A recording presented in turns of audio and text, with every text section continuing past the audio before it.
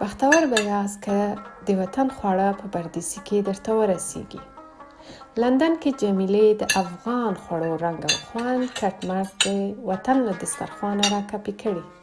نه یوازې خپله دیرۍ پرې ودانه ساتلې، ورسره د نورو افغانانو لپاره هم پخلی کوي او په غم او شادۍ کې خواړه ورتیاروي. هم ثواب هم خورما. خو جمیله یوازې پر خوړو تیارولو نه ده بوخته، سل نور هنره.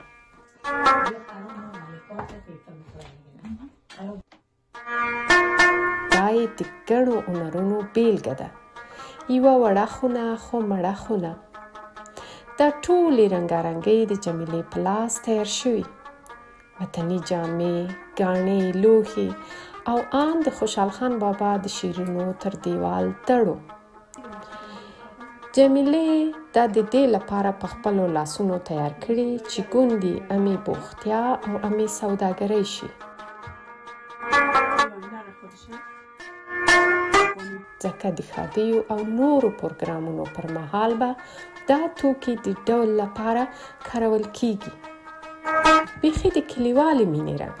په دې خونه کې یوه شیبه ناسته د وطن ټول یادونه یو په یو در په زړه کوي.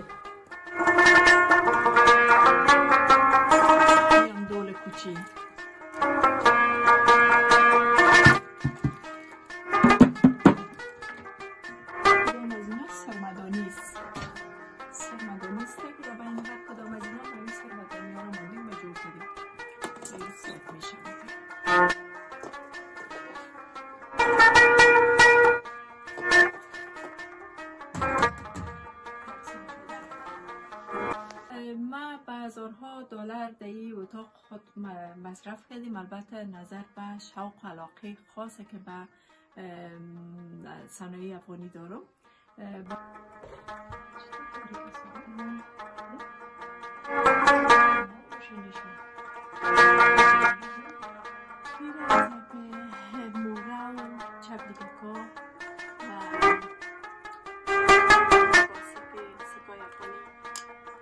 این سرای ورکشاپ بود.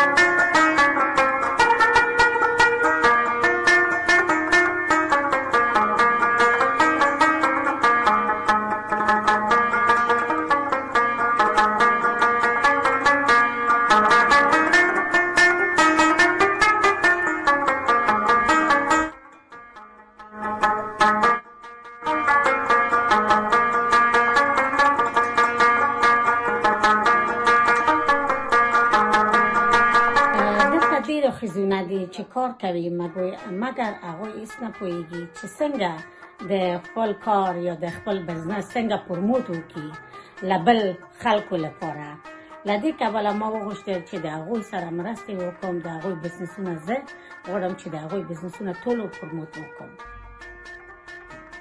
دا بله خونه ده د نکریزو د شپې، کوژدن ورځو او نورو ښادیو لپاره یې توکي برابر کړي. د جمیلې زرګونه ډالر په دې توکو لګېدلي. تر اوسه یې بخت نه دی راویښ شوی چې خواره یې ګټه وټه ورنغده کړي. زه د افغانستان د مینهوال یم. د دې زیار او خوارۍ یو ښه پیغام دا هم کېدلی شي چې ووایو افغان میرمنې که د نړۍ هر ځای کې وي ژوند جوړولی شي. مواد چه خودم از هر چیز مکس کرده جور کردیم، تو نیست که از یک جای گرفتم.